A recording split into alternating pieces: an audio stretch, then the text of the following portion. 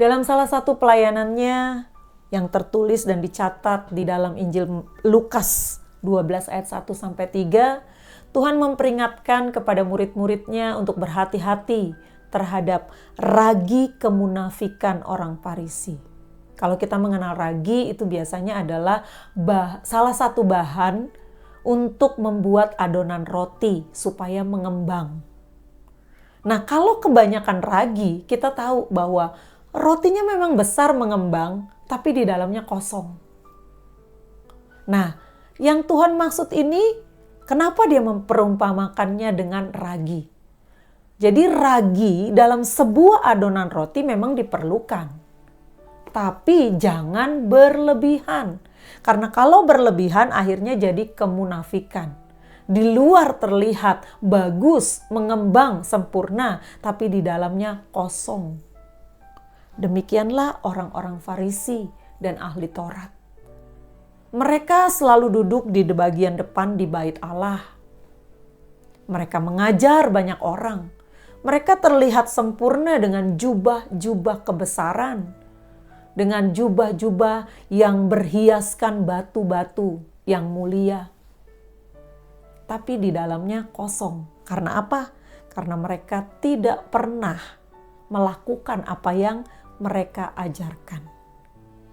Kita juga jangan hanya terlihat melakukan kegiatan agama yang kita lakukan. Mungkin kita rajin ke gereja, tapi sebenarnya itu hanya karena kita gak punya kegiatan lain. Hari Minggu ya udah di tengah-tengah waktu santai kita datang ke gereja. Kita duduk, kadang-kadang kita duduk di gereja tapi pikiran kita mengembara. Kadang-kadang kita duduk di gereja tapi kita sama sekali enggan memuji Tuhan.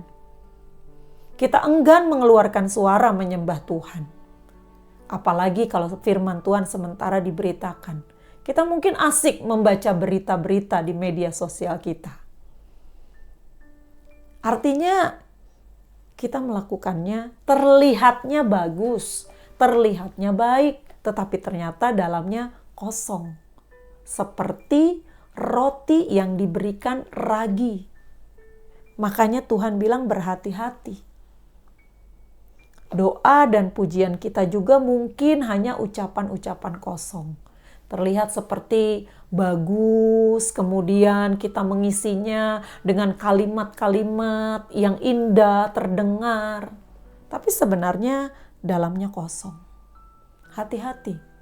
Kebanyakan ragi juga akan membuat rasa asam seperti basi. Demikian juga kehidupan rohani kita. Kalau kita tidak benar-benar menampakkan kehidupan yang sesungguhnya,